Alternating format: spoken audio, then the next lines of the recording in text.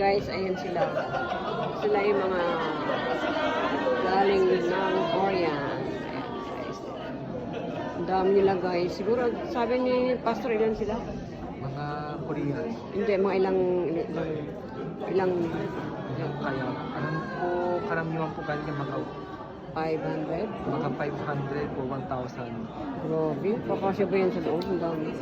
Tapos, yung venue nila parang 1,200 na capacity. Oh, dito? Wow. Oh, 안녕하세요.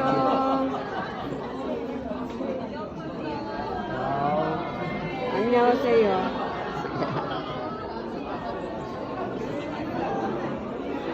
Ang dami, guys, oh. Grabe. Grabe talaga pag pumilo si Lord sa buhay natin. Biro nyo, guys, dumayo pa.